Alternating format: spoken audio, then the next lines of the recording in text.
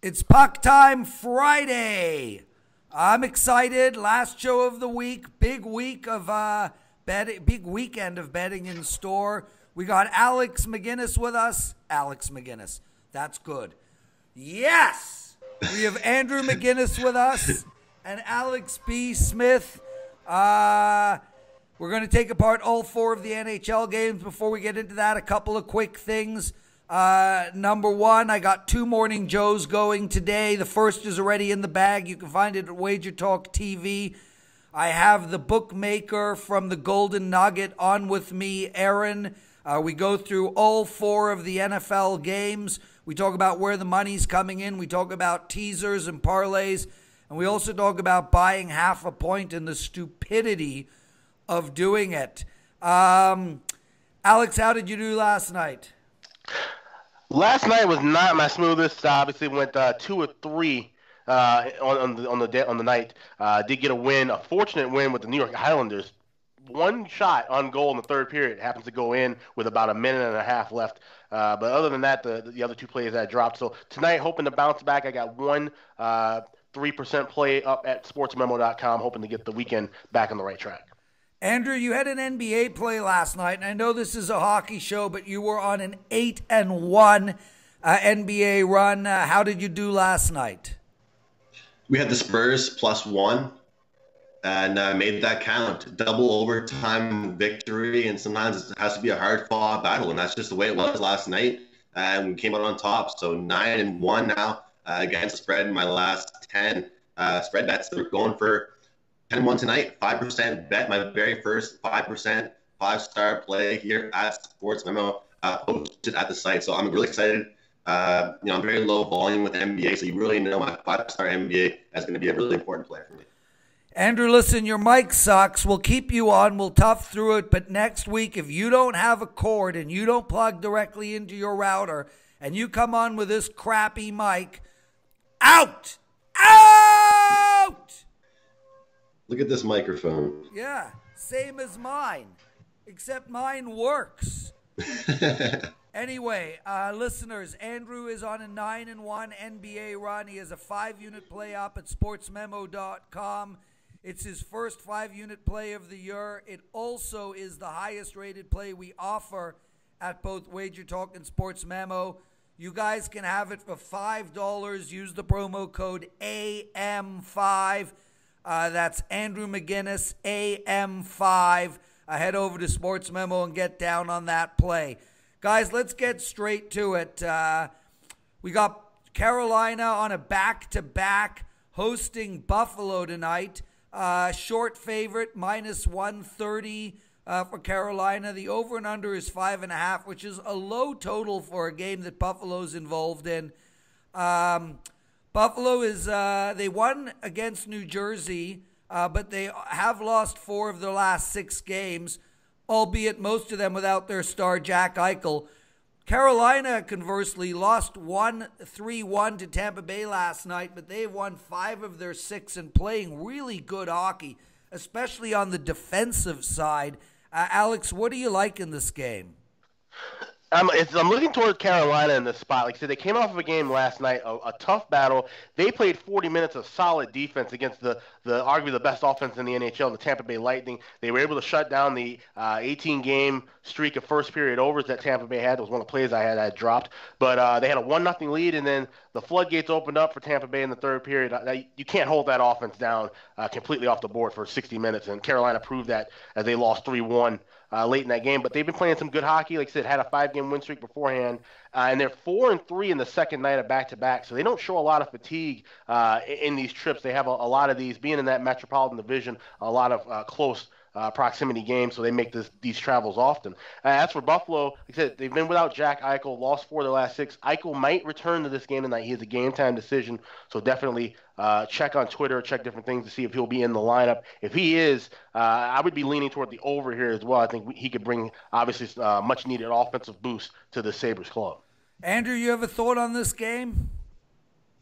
Yeah, Jack Eichel upgraded to probable for Friday, so for tonight, and I believe it's 8 of the last 10 games on the road in Carolina for Buffalo have gone over the total, and Now, Buffalo scoring, I think Carolina in the second half of their back-to-back. To me, second half of back-to-back means over. It means fatigue. It means improving from last night. It means changing something. Change always means over in my eyes. So 5.5 very rare in these days. So I'll go over the total. He's Andrew McInnis, Alex Smith. You can find them both at Sports Memo. I know it's an NHL show, but the play tonight is Andrew's NBA 5-star. Get it at Sports Memo for $5. Use the promo code AM5. Andrew, let's start with you. Winnipeg also on a back-to-back. They played Minnesota last night. Look, they had a bunch of scoring chances, but they couldn't pull it out. I thought Minnesota played very well on defense last night. Now Winnipeg is at home. They are a massive favorite at minus 220. They're playing against the crappy Detroit Red Wings. Detroit has lost their last 2 games and 8 of their last 9. I can't play a minus 220, but I do like Winnipeg on the in regulation time. You're still putting a little bit of juice down, but I think Winnipeg is going to blow this team out, and I have no problem with you taking minus 1.5 or Winnipeg in regulation. The over and under 6 to 6.5. That's a big number for a game that Detroit is involved in, but Winnipeg scores. What do you think? That is a big number for a game where Detroit's involved in 6.5. I'd lean the under first of all, but Prez, Detroit competes in a lot of games. They lose a lot of very close games, and they're averaging 2.8 goals per season, which tells me that if they're competing in games, they average just 2.8 goals. They're at least playing defensive hockey. They're at least doing a good job, at least defensively. This Winnipeg team 3.6 goals per game, so they're completely tearing it up. Good point to note right now, Patrick Laine really struggling. I believe 3 goals in his last 16, 17 games right now. But for me, it's a great point for you. I'll just kind of add on. Nothing too different for me, but regulation line, very important for me in this game. Go regulation, avoid the puck line, a little bit of juice. It's not always good to recommend laying too much, but it's not that much. Take the safe bet because there could be a 3-2 victory for the Jets in regulation, and you're the one that's going to feel bad if you hit the puck line. So good opportunity here to go with either the -1 or the regulation line. Detroit's a team that can surprise you any night and keep things low scoring and keep things close. So I'll go with the under and the regulation line for Winnipeg. Listeners, I swear to you, Andrew's mic will be fixed next week or he will not be on the show any longer. Alex, what do you think about this hockey game? The only thing I would be looking at here in this, because this is an awfully high price for a Winnipeg team on the second night of back-to-backs. And like I said, a Detroit team, Andrew mentioned, they play they're reliable at times defensively. They have gone to the over 6 of the last 8 games as far as full game over goes. But I can't trust their offense against a Winnipeg team that at times can really shut things down defensively, have a solid good goaltending, even though they are going with the backup Laurent Brossoit tonight. The one thing I'm looking at here is the Jets team total over 3.5. You can find it -20 or -$1.25. I think Winnipeg will be able to find the back of the net. I could see this being, I could see them getting 4 goals, and this could be a 4-1 game, or this could be a 4-3 game. So I'm going to rely more on Winnipeg doing well than trying to rely on Detroit getting goals that I need for an over. That's a great point, Alex, and a great bet. I couldn't agree with you more. Alex, let's talk about Calgary tonight. They're hosting Florida. Florida's on a back-to-back. Luongo in net against Smith. Another gigantic number. Calgary at -250. The over and under is 6.5, and I can't bet this game under. Both teams right now are playing to the over. Florida just lost a shootout in Edmonton last night, 4-3, and although they're on a back-to-back, it's literally down the road. Much easier back-to-back than, say, Carolina at hop on a plane. Calgary is on a scoring tear like always. They're a little more rested. I again think Calgary is the play at -1.5. Although Florida does tend to keep games close, I would hate to be any team other than maybe Tampa Bay having to go in and play the Flames. Yeah, this is a tough spot, like I said, for just about any team in the league. Calgary has been a dominant team at home, and like I said, they've been scoring left and right. We've seen just in these two teams matching up against one another, 9-1 in the over the last 10 meetings. Calgary, 5 of their last 6 games have gone over. Florida, 4 of their last 5. And talk about Florida, not only on back-to-back, but it's the third game in 4 nights. So we could see a little bit of fatigue. You said you got a veteran, Roberto Luongo, going. He's faced Calgary a lot in his career. And look at his numbers, 27, 16, and 4 in 47 career starts against the Flames with a 2.61 goals against and a 919 save percentage. So he's done fairly well over the years, but a lot of those wins came back in the day when he was with Vancouver, which was a more shutdown defensive team. I expect to see a lot of wide open action here, and 6.5 is really not that high. I think this should be able to get up and over. Might want to look at the first period over as well. Andrew, what are your thoughts on this game? I'll tell you, Prez, I'm just as frustrated as you are about this audio. I wanted to make that clear because I feel bad for the audience, feel bad for the podcast and that kind of stuff. So, time to get things fixed and fixed up. But again, a massive favorite in Calgary, like you said, far too much. It kind of reminds me of last night with LA actually being massive favorites. You and I didn't like that whatsoever. And Ottawa goes out and beats them outright, I believe 3-1, 4-1. So don't be fooled by some of these massive favorites. But tonight, like you said, with this Calgary team, I think they'll take care of business versus Florida. But I'm going to look at under 6.5. You said Smith starting in nets, and I think it's time for him to start proving himself as well. Riddick's been unbelievable, so he has to prove he's also in the mix. The goaltender situation now, as he, of course, lost his number one job. And I think this will be a competitive game. Florida knows they can't go goal for goal with this Calgary team, plain and simple. The top 6 for Calgary is far too talented.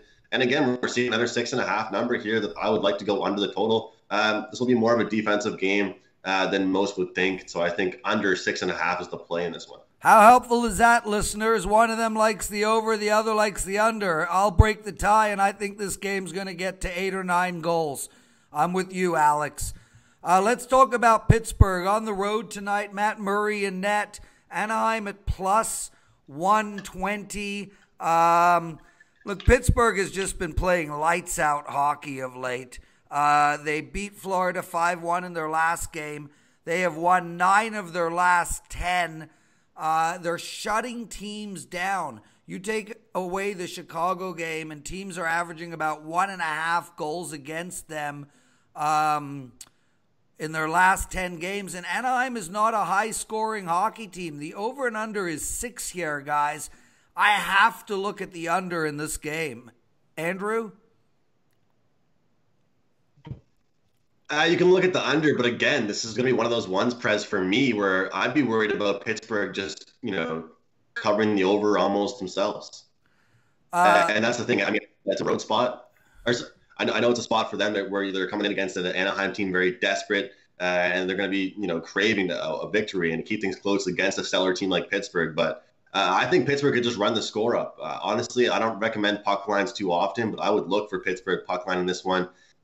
You always talk about speed, Prez, and I think this is a complete perfect example about how, the grit and, the physicality level of Anaheim and their ability to work the puck down low isn't going to work against this Pittsburgh team. Plain and simple for me, the way Pittsburgh transitions up the ice is no match for Anaheim. And I think this is pure dominance from the Penguins from the get-go. And this is that time of year where teams have to start taking care of, lower tier teams and taking care of different style teams, because every single victory matters, and the Penguins will prove that tonight.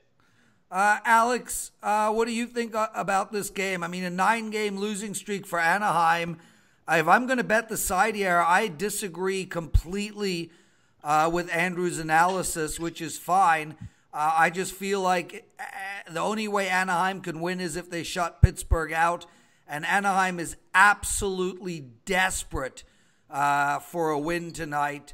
I don't mind Anaheim in this game, but I'm still on the under. I would be looking at Pittsburgh here in this spot, and I like it in regulation at plus 105, even though you're not laying too much with $1.30 for the straight-up money line. But I think Pittsburgh will take care of business here. Like I said, Anaheim is desperate. Anaheim, they escaped with a win in Pittsburgh on December 17th, a 4-2 win. Pittsburgh dominated most of the action in that game, and Anaheim only had I think it was 36-30 was the shot total there. So Pittsburgh played well. It was just a couple of goals that were fortunate for the Ducks to win. They're a completely different team from a month ago. Now, like you said, lost 9 in a row. They're just in complete disarray. They don't have the offense. John Gibson's a guy who can normally steal a game for you. He just hasn't been able to do that either. And this is a Pittsburgh team, like I said, we talk about it time and time again. When the calendar turns in a season, they get to that second half of the year, that's when they really start to fire things up. So Pittsburgh at a plus price here in regulation, that's the only way I'm looking at. He's Alex. The other guy's Andrew. He's the one with the shitty mic. I'm the Prez. It's Puck Time. You can find us Monday to Friday at WagerTalk TV. Make sure to head over to sportsmemo.com. Andrew's got a 3-unit play. Alex has a 3-unit play up tonight. And Andrew has a 5-star in NBA that's yours for only $5. Use the promo code AM5. Guys, I got to run. Both of you will be on the show on Monday so long as Andrew's mic is working. Be well. Have yourselves an outstanding weekend. And yeah, cheers to you and that crappy Coke. Take care. Have a great weekend, everybody. Have a good weekend, Prez. See you.